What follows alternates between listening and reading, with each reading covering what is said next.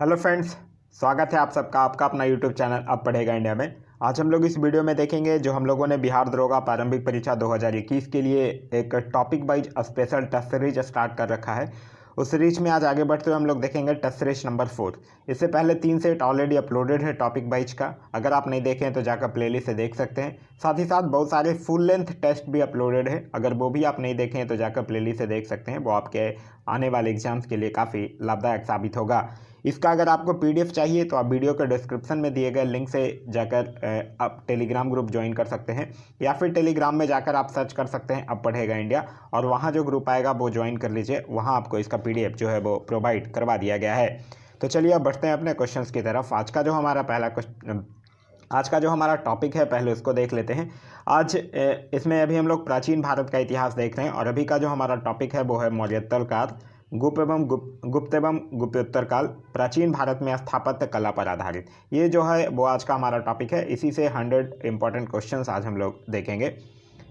चलिए, पहला क्वेश्चन कह रहा है कि सुंग वंश के बाद किस वंश ने भारत पर राज किया। तो सुंग वंश के बाद किस वंश ने किया? कण्वा वंश या कण्व वंश जिसको कहते हैं। तो इस क्वेश्चन का जो सही आंसर होगा वो होगा ऑप्शन नंबर सी। देखिए, सुंग वंश का अंतिम राजा था देवभूति, और वासुदेव के षड्यंत्रों के द्वारा जो देवभूति है वो मारा गया था, और फिर वासुदेव ने जिस नवीन राजवंश की नींव डाली थी वो कण्व वंश के नाम से जाना गया। आगे कह रहा है कि मौर्यों के बाद दक्षिण भारत में सबसे प्रभावशाली राज्य कौन था। तो मौर्यों के बाद दक्षिण भारत में सबसे प्रभावी राज्य जो था वो था सातवाहन वंश। तो इस क्वेश्चन का जो सही आंसर होगा वो होगा ऑप्शन नंबर ए, सातवाहन वंश। नेक्स्ट है हमारा कि सिमुक निम्न वंशों में से किसका संस्थापक था। तो सिमुक जो था वो सातवाहन वंश का संस्थापक था। तो इस क्वेश्चन का जो सही आंसर होगा वो होगा ऑप्शन नंबर डी, सातवाहन वंश। पुराणों में सातवाहन वंश के संस्थापक का नाम जो है वो सिंधुक, सिमुक या फिर सिप्रंक जो है वो दिया गया है। नेक्स्ट क्वेश्चन कह रहा है कि किसी चीनी जनरल ने कनिष्क को हराया था। तो किस चीनी जनरल है? तो उसका नाम है पान चाऊ। तो इस क्वेश्चन का जो सही आंसर होगा वो होगा ऑप्शन नंबर ए, पान चाऊ। एक्चुअली हुआ क्या था कि जो चीनी इतिहासकार हैं उन्होंने युद्ध का कारण यह बताया है कि कनिष्क जो था वो चीनी सेनापति के पास अपना एक दूत भेजकर जो चीन की राजकुमारी थी हान राजकुमारी से विवाह की मांग किया था, और यह प्रस्ताव जो है वो फिर चीन के राजा के द्वारा ठुकरा दिया गया था, और इसी कारण से गुस्सा होकर कनिष्क ने उस राज पर चढ़ाई कर दिया था, परंतु कनिष्क जो था वो असफल रहा। नेक्स्ट कह रहा है कि निम्न में से किस वंश के साम्राज्य की सीमाएं जो है वो भारत के बाहर तक फैली थी। तो किस वंश की सीमाएं थी? कुषाण वंश की। तो इस क्वेश्चन का जो सही आंसर होगा वो होगा ऑप्शन नंबर सी, कुषाण वंश की। जो कुषाण शासक था कनिष्क, उसकी सीमाएं उत्तर में चीन के तुर्फान और कश्मीर से लेकर दक्षिण में विंध्य पर्वत तक, तथा पश्चिम में उत्तरी अफगानिस्तान से लेकर पूर्व में पूर्वी उत्तर प्रदेश एवं बिहार तक विस्तृत था। नेक्स्ट क्वेश्चन है हमारा क्वेश्चन नंबर 6। कह रहा है कला की गंधार शैली निम्न समय में फली फूली। तो कला की गंधार शैली जो है वो कुषाणों के समय में फली फूली। तो इस क्वेश्चन का सही आंसर होगा वो होगा ऑप्शन नंबर ए, कुषाणों के समय।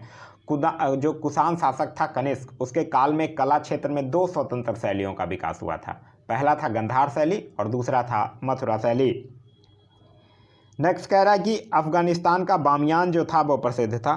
तो अफगानिस्तान का बामियान जो था वो एक पहाड़ियों को काटकर बनाई गई बुद्ध प्रतिमाओं के लिए प्रसिद्ध था। तो इस क्वेश्चन का सही आंसर होगा वो होगा ऑप्शन नंबर डी, बुद्ध प्रतिमा के लिए। नेक्स्ट कह रहा है कि जो कला शैली भारतीय और यूनानी ग्रीक आकृति का सम्मिश्रण है उसे क्या कहते हैं। तो उसको क्या कहते हैं? गंधार कला शैली। तो इस क्वेश्चन का जो सही आंसर होगा वो होगा ऑप्शन नंबर सी, गंधार कला शैली। और इस कला का विषय मात्र बौद्ध होने के कारण इसे यूनानी बौद्ध, इंडो ग्रीक या ग्रीको रोमन भी कहा जाता है। आगे कह रहा है कि प्राचीन काल में भारत पर आक्रमणों के संबंध में निम्नलिखित में से कौन सा एक जो है वो सही कालानुक्रम है। तो यूनानी, शक और कुषाण। तो इस क्वेश्चन का सही आंसर होगा वो होगा ऑप्शन नंबर ए। नेक्स्ट कह रहा है कि पहला ईरानी शासक जिसने भारत के कुछ भाग को अपने अधीन किया था। तो यह बात कर रहा है डेरियस प्रथम की। तो इस क्वेश्चन का सही आंसर होगा वो होगा ऑप्शन नंबर सी, डेरियस प्रथम की। देखिए, हेरोडोटस की अगर बात करते हैं तो हेरोडोटस के अनुसार डेरियस प्रथम के साम्राज्य में संपूर्ण सिंधु घाटी का प्रदेश जो है वो शामिल था, तथा पूर्व की ओर इसका विस्तार जो है वो राजपूताना के रेगिस्तान तक था। नेक्स्ट क्वेश्चन कह रहा है क्वेश्चन नंबर 11। क्वेश्चन नंबर 11 कह रहा है कि निम्न राजवंशों में सबसे पुराना राजवंश कौन था। तो सबसे पुराना राजवंश था सातवाहन, जिसके संस्थापक था सिमुक। तो इस क्वेश्चन का सही आंसर होगा वो होगा ऑप्शन नंबर डी। नेक्स्ट कह रहा है कि आंध्र सातवाहन राजाओं की सबसे लंबी सूची किस पुराण में मिलती है। तो आंध्र सातवाहन राजाओं की सबसे लंबी सूची जो है वो मत्स्य पुराण में मिलती है। तो इस क्वेश्चन का सही आंसर होगा वो होगा ऑप्शन नंबर सी, मत्स्य पुराण में। देखिए पुराणों में कुल 30 सातवाहन राजाओं के नाम मिलते हैं, जिनमें से सबसे लंबी सूची जो है वो मत्स्य पुराण में 19 राजाओं की मिलती है। नेक्स्ट कह रहा है कि सातवाहनों की राजधानी अवस्थित थी। तो सातवाहनों की राजधानी जो थी वो अमरावती में अवस्थित थी। तो इस क्वेश्चन का सही आंसर होगा वो होगा ऑप्शन नंबर ए, अमरावती। लेकिन याद रखिएगा सातवाहनों की जो वास्तविक राजधानी है वो प्रतिष्ठान में अवस्थित थी और उनकी आरंभिक राजधानी जो थी वो अमरावती मानी जाती है। नेक्स्ट क्वेश्चन कह रहा है राजा खारवेल का नाम जुड़ा है। तो राजा खारवेल का नाम जो है वो हाथी गुम्फा लेक के साथ जुड़ा हुआ है। तो इस क्वेश्चन का सही आंसर होगा वो होगा ऑप्शन नंबर सी। और यह अभिलेख खारवेल का इतिहास जानने का एकमात्र स्रोत भी है। नेक्स्ट क्वेश्चन कह रहा है कि कलिंग नरेश खारवेल निम्न में से किस वंश से संबंधित थे। तो वो किस वंश से संबंधित थे, चेदी वंश से संबंधित थे और इसका जो है वो जैन धर्म के प्रति भारी झुकाव भी था। नेक्स्ट क्वेश्चन कह रहा है क्वेश्चन नंबर 16 कह रहा है निम्नलिखित राजाओं में से किसका जैन धर्म के प्रति भारी झुकाव था। तो अभी हम लोगों ने देखा जैन धर्म के प्रति भारी झुकाव था राजा खारवेल का। तो इस क्वेश्चन का सही आंसर होगा वो होगा option number C, Kharavela. Next question कह रहा है कि पूर्वी रोमन शासक जस्टिनियन का सर्वाधिक महत्वपूर्ण योगदान जो है वो किस क्षेत्र में था। तो विधि के क्षेत्र में था। तो इस क्वेश्चन का सही आंसर होगा वो होगा ऑप्शन नंबर ए, विधि के क्षेत्र में। जस्टिनियन जो है वो रोमन कानून के संपूर्ण संशोधन के लिए उत्तरदायी था। नेक्स्ट क्वेश्चन कह रहा है कि गुप्त वंश ने इस अवधि में शासन किया। तो इस क्वेश्चन का सही आंसर हो जाएगा ऑप्शन के अकॉर्डिंग 319 से 500। लेकिन देखिए गुप्त वंश जो था वो 275 से लेकर 500 ईस्वी तक शासन किया है और इस वंश की स्थापना जो है वो लगभग 275 ईस्वी में महाराज श्रीगुप्त के द्वारा की गई थी। लेकिन गुप्त वंश का जो प्रथम शक्तिशाली शासक था वो चंद्रगुप्त प्रथम था, जो कि 319 से लेकर 335 ईस्वी तक शासन किया था। नेक्स्ट क्वेश्चन कह रहा है कि भारत का नेपोलियन किसे कहा जाता है। तो भारत का नेपोलियन जो है वो समुद्रगुप्त को कहा जाता है। तो इस क्वेश्चन का सही आंसर होगा वो होगा ऑप्शन नंबर डी, समुद्रगुप्त। इतिहासकार जो बिसेंट स्मिथ है उन्होंने अपनी रचना ईयरली हिस्ट्री ऑफ इंडिया में समुद्रगुप्त की वीरता एवं विजयों पर मुग्ध होकर उसे भारतीय नेपोलियन की संज्ञा दी है। नेक्स्ट क्वेश्चन कह रहा है कि निम्नलिखित में से किस गुप्त राजा का एक अन्य नाम जो है वो देवगुप्त था। तो किसका था, चंद्रगुप्त द्वितीय का। तो इस क्वेश्चन का सही आंसर होगा वो होगा ऑप्शन नंबर बी, चंद्रगुप्त द्वितीय का। चंद्रगुप्त द्वितीय से याद रखिएगा इसको देवराज तथा देवश्री भी के भी नाम से जाना जाता है।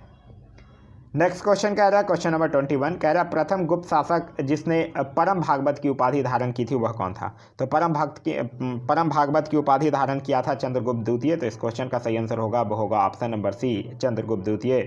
नेक्स्ट क्वेश्चन है हमारा क्वेश्चन नंबर 22 कह रहा है इलाहाबाद स्तंभ अभिलेख निम्नलिखित में से किस एक से संबंध है।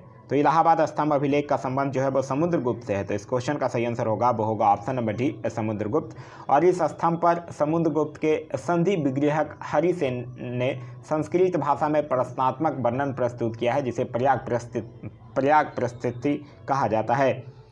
नेक्स्ट कह रहा है कि इलाहाबाद का अशोक स्तंभ किसके शासन के बारे में सूचना प्रदान करता है। तो इलाहाबाद का अशोक स्तंभ जो है वो समुद्रगुप्त के शासन के बारे में सूचना प्रदान करता है। तो इस क्वेश्चन का सही आंसर होगा वो होगा ऑप्शन नंबर डी, समुद्रगुप्त। आगे कह रहा है कि प्रयाग प्रशस्ति किसके सैन्य अभियान के बारे में जानकारी देता है। तो यह समुद्रगुप्त के बारे में। तो इस क्वेश्चन का सही आंसर होगा वो होगा ऑप्शन नंबर बी, समुद्रगुप्त।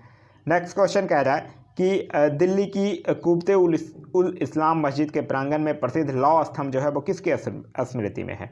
तो यह जो है वो चंद्र की स्मृति में है। तो इस क्वेश्चन का सही आंसर होगा वो होगा option number B.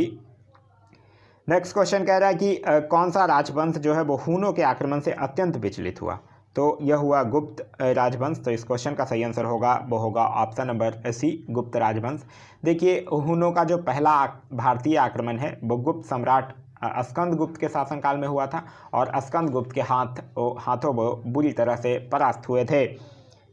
Next question कह रहा है हूनों ने भारत पर आक्रमण किया था। तो हूनों ने भारत पर आक्रमण किया था स्कंदगुप्त के शासनकाल में। तो इस क्वेश्चन का सही आंसर होगा वो होगा ऑप्शन नंबर सी। आगे है कि निम्नलिखित में से किस गुप्त शासक ने हूनों पर विजय प्राप्त की थी। तो स्कंदगुप्त ने प्राप्त किया था। तो इस क्वेश्चन का सही आंसर है option number C, Skandagupta. Next question कह रहा है कि शक विजेता किसे जाना जाता है? तो शक विजेता जाना जाता है चंद्रगुप्त द्वितीय को। तो इस क्वेश्चन का सही आंसर होगा वो होगा ऑप्शन नंबर सी, चंद्रगुप्त द्वितीय।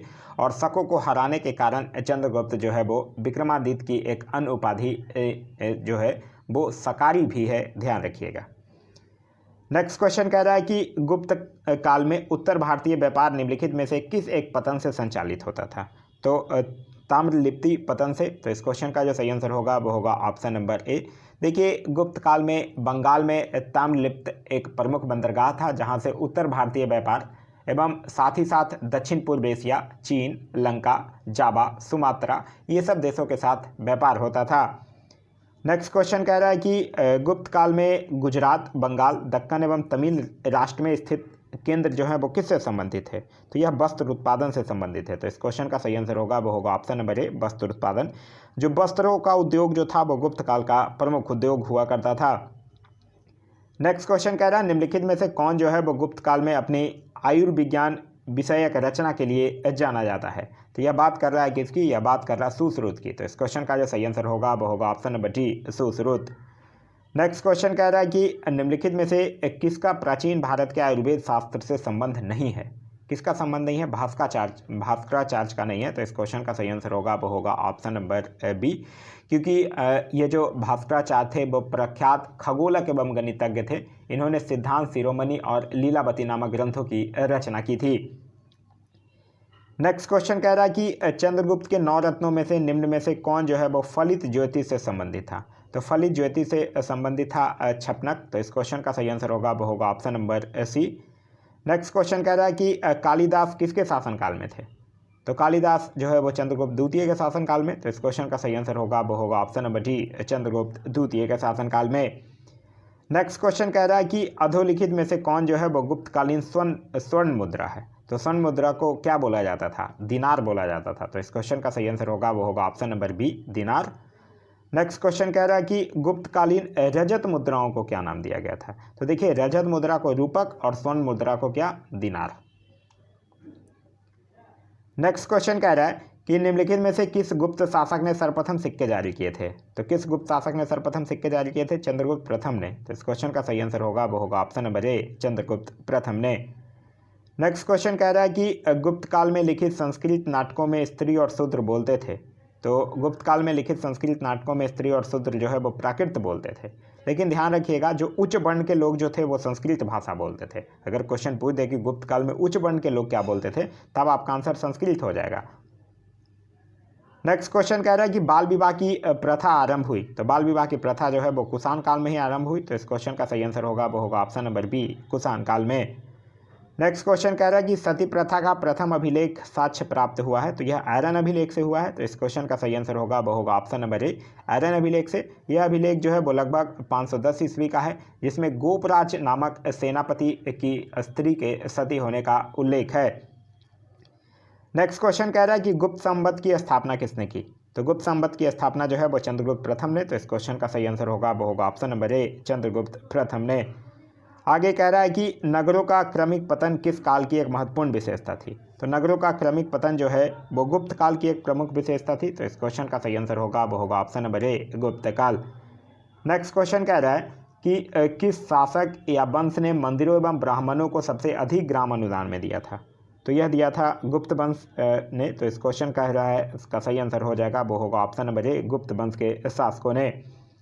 नेक्स्ट क्वेश्चन कह रहा है कि प्राचीन भारत में किस वंश का शासनकाल स्वर्ण युग कहा जाता है? तो स्वर्ण युग कहा जाता है गुप्त के शासनकाल को। तो इस क्वेश्चन का सही आंसर होगा वो होगा ऑप्शन नंबर सी। और ध्यान रखिएगा, गुप्त काल को क्लासिक युग या भारत का पेरिक्लिन युग भी कहा जाता है। नेक्स्ट क्वेश्चन कह रहा है कि निम्न में से किस काल को स्वर्ण युग के नाम से जाना जाता है? तो गुप्त काल को स्वर्ण युग कहा जाता है। तो इस क्वेश्चन का सही आंसर होगा वो होगा ऑप्शन नंबर ए। आगे है कि गुप्त युग में भूमि राजस्व की दर क्या थी? तो गुप्त युग में भूमि राजस्व का दर था उपज का 6ठा भाग। तो इस क्वेश्चन का जो सही आंसर होगा वो होगा ऑप्शन नंबर बी, उपज का 6ठा भाग। एक चीज़ और याद रखिएगा कि गुप्त अभिलेखों में जो भूमि कर है, भूमि कर को उद्रंग तथा भागकर कहा गया है। आगे कह रहा है कि धर्मशास्त्रों में भू राजस्व की दर क्या है? तो धर्मशास्त्रों में भू राजस्व की दर है वो 1/6। तो इस क्वेश्चन का सही आंसर होगा वो होगा ऑप्शन नंबर सी। नेक्स्ट है हमारा कि हिंदू विधि द्वारा मान्य कर कितना था। तो हिंदू विधि के द्वारा मान्य कर था उपज का 6ठा भाग। नेक्स्ट है हमारा कि प्राचीन भारत में सिंचाई कर को कहते थे। तो प्राचीन भारत में सिंचाई कर को विदक भागम या फिर उदक भाग कहा जाता था। उदक भाग भी कभी कभी ऑप्शन में दिया रहता है, ध्यान रखिएगा। नेक्स्ट क्वेश्चन कह रहा है कि तीसरी शताब्दी में वारंगल प्रसिद्ध था। तो तीसरी शताब्दी में वारंगल जो है वो लोहे के यंत्रों उपकरणों हेतु प्रसिद्ध था। तो इस क्वेश्चन का सही आंसर होगा वो होगा option number C.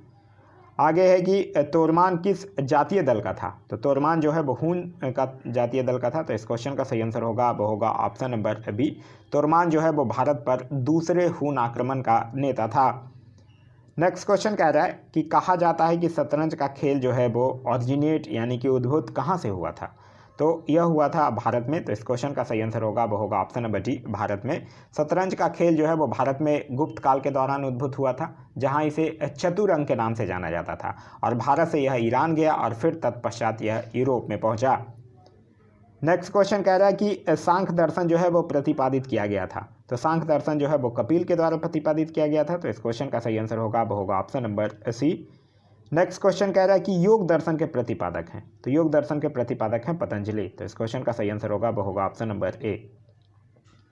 Next question कह रहा है कि महाभाष्य के लेखक पतंजलि जो है वो समसामयिक थे। तो यह किसके समसामयिक थे? पुष्यमित्र शुंग के। तो इस क्वेश्चन का सही आंसर होगा वो होगा option number C, Pushyamitra Shunga के। नेक्स्ट क्वेश्चन कह रहा है कि नव न्याय संप्रदाय के संस्थापक कौन थे। तो नव न्याय संप्रदाय के संस्थापक थे गंगेश उपाध्याय। तो इस क्वेश्चन का सही आंसर होगा वो होगा ऑप्शन नंबर बी। देखिए, जो नव न्याय संप्रदाय का प्रवर्तन है वो मिथिला के आचार्य गणेश उपाध्याय की युग प्रवर्तक कृति तत्व चिंतामणि से हुआ है। नेक्स्ट क्वेश्चन कह रहा है कि न्याय दर्शन को प्रचारित किया था। तो न्याय दर्शन को प्रचारित किया था गौतम ने। तो इस क्वेश्चन का सही आंसर होगा वो होगा ऑप्शन नंबर बी। ध्यान रखिएगा, न्याय दर्शन में 16 पदार्थों या तत्वों का अस्तित्व जो है वो स्वीकार किया गया है, और न्याय दर्शन का जो मूल ग्रंथ है वो गौतम कृत न्याय सूत्र है। नेक्स्ट क्वेश्चन कह रहा है मीमांसा के प्रणेता थे। मीमांसा के प्रणेता थे जैमिनी। तो इस क्वेश्चन का सही आंसर होगा वो होगा ऑप्शन नंबर डी। आगे कह रहा है कि कर्म का सिद्धांत जो है वो संबंधित है। तो कर्म का सिद्धांत जो है वो मीमांसा से संबंधित है। तो इस क्वेश्चन का सही आंसर होगा वो होगा ऑप्शन नंबर बी। कर्म का सिद्धांत है मीमांसा दर्शन से संबंधित, और इसे पूर्व मीमांसा, कर्म मीमांसा या धर्म मीमांसा भी कहते हैं। नेक्स्ट क्वेश्चन कह रहा है कि पुराणों के अनुसार चंद्रवंशीय शासकों का मूल स्थान था। तो पुराणों के अनुसार चंद्रवंशीय शासकों का मूल स्थान था प्रतिष्ठानपुर। तो इस क्वेश्चन का सही आंसर होगा वो होगा option number C. Next question कह रहा है कि गुर्जर प्रतिहार वंश की स्थापना की थी। तो गुर्जर प्रतिहार वंश की स्थापना जो है वो नागभट्ट प्रथम के द्वारा की गई थी। तो इस क्वेश्चन का जो सही आंसर होगा वो होगा ऑप्शन नंबर ए, नागभट्ट प्रथम के द्वारा।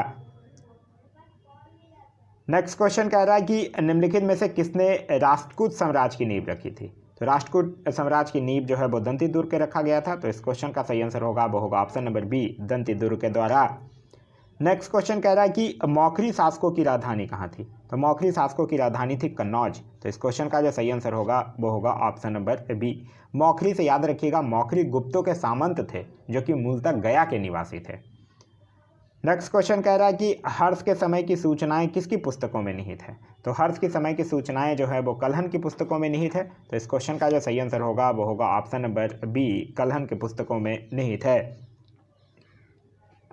देखिए, हर्ष के समय की जो विस्तृत सूचना है वो इसके दरबारी कवि बाणभट्ट की कृति हर्षचरित से प्राप्त होती है, लेकिन इसकी जुड़ी कुछ सूचनाएं जो हैं वो कल्हन की राजतरंगिणी में भी मिलती है। नेक्स्ट क्वेश्चन कह रहा है कि हर्षचरित नामक पुस्तक किसने लिखी थी। तो हर्षचरित नामक पुस्तक जो है वो बाणभट्ट के द्वारा लिखा गया था। तो इस क्वेश्चन का सही आंसर होगा वो होगा ऑप्शन नंबर बी, बाणभट्ट के द्वारा। नेक्स्ट कह रहा है कि हर्ष के साम्राज्य की राजधानी थी। तो हर्ष के साम्राज्य की राजधानी थी कन्नौज।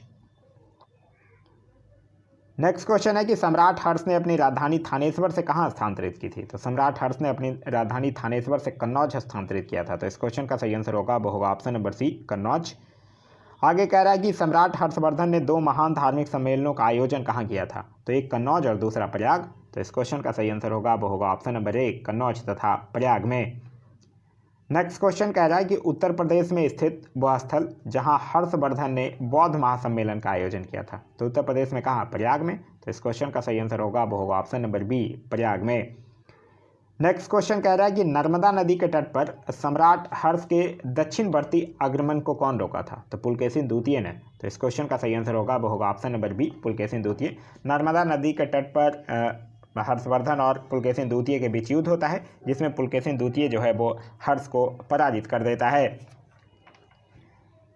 नेक्स्ट क्वेश्चन है हमारा क्वेश्चन नंबर 72। कह रहा है कि कवि बाणभट्ट जो थे वो निवासी थे। तो कवि बाणभट्ट जो थे वो कहाँ के निवासी थे? इनका जन्म जो है वो बिहार के औरंगाबाद जिले के सोन नदी के किनारे अवस्थित पृथ्वीकूटा नामक गांव में हुआ था। तो इस क्वेश्चन का जो सही आंसर होगा वो होगा ऑप्शन नंबर डी, औरंगाबाद के। नेक्स्ट क्वेश्चन कह रहा है हेनसांग किसके शासनकाल में भारत आया था? तो हेनसांग जो है वो सम्राट हर्षवर्धन के शासनकाल में। तो इस क्वेश्चन का सही आंसर होगा वो होगा ऑप्शन नंबर बी।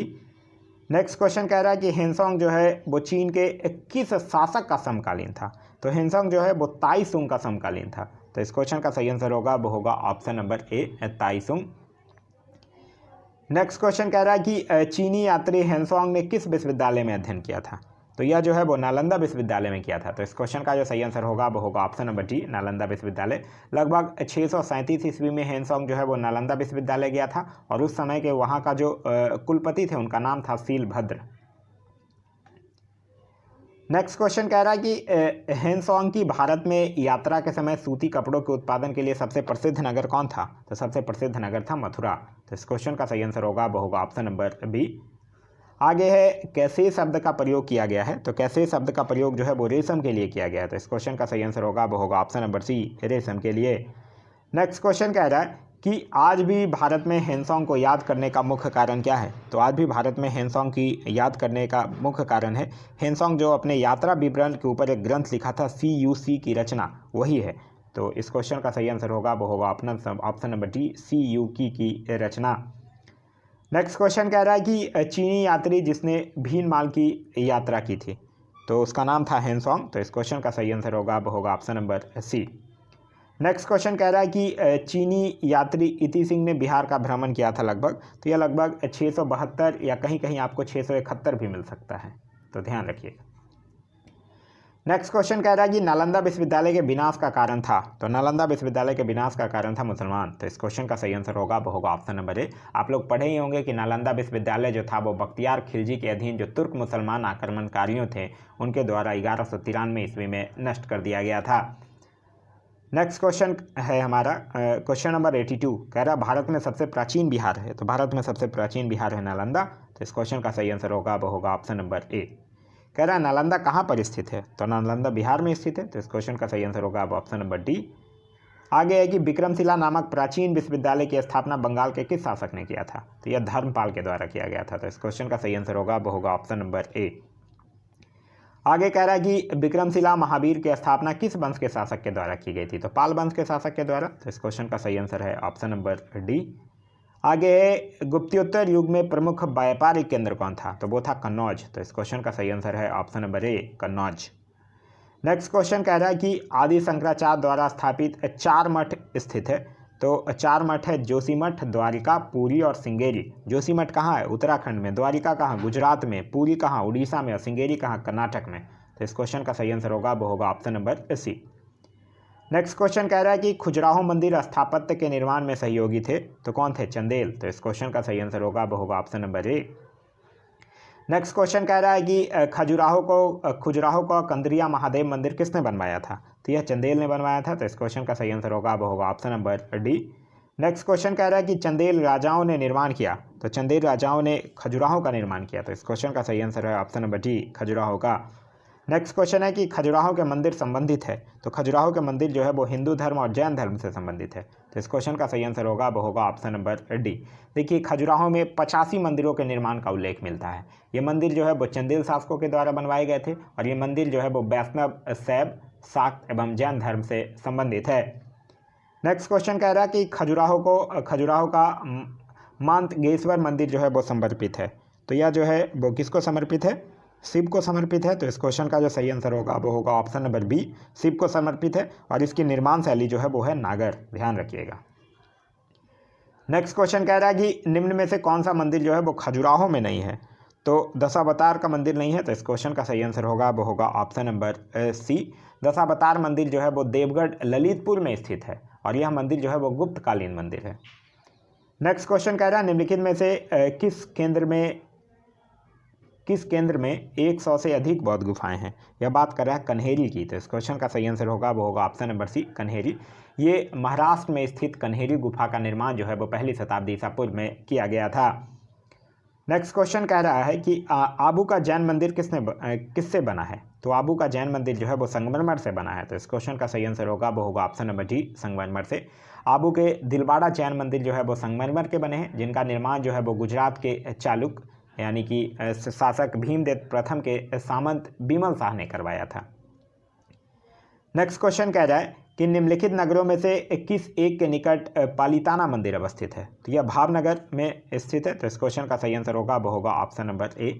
पालिताना का जो पवित्र जैन मंदिर जो है वो गुजरात के भावनगर जिले की शत्रुंजय पहाड़ियों पर अवस्थित है और यह मंदिर जो है वो जैन तीर्थंकर आदिनाथ को समर्पित है।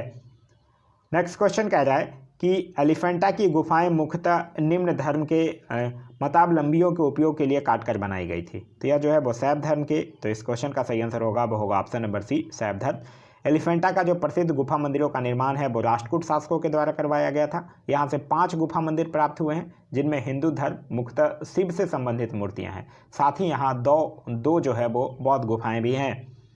नेक्स्ट क्वेश्चन कह रहा है कि एलिफेंटा के प्रसिद्ध शैल को काटकर बनाए गए मंदिरों का श्रेय दिया जाता है। तो राष्ट्रकूटों को। तो इस क्वेश्चन का सही आंसर होगा वो होगा ऑप्शन नंबर डी राष्ट्रकूटों को। नेक्स्ट क्वेश्चन कह रहा है कि निम्नलिखित में से कौन सी गुफा जो है वो त्रिमूर्ति के लिए विख्यात है। तो त्रिमूर्ति के लिए विख्यात है एलिफेंटा। तो इस क्वेश्चन का सही आंसर होगा वो होगा option number C Elephanta. Next question कह रहा है कि एलोरा में गुफाएं और शैलकृत मंदिर हैं। तो एलोरा में गुफाएं और शैलकृत मंदिर जो है वो हिंदुओं, बौद्धों और जैनों के हैं। तो इस क्वेश्चन का सही आंसर होगा वो होगा ऑप्शन नंबर डी।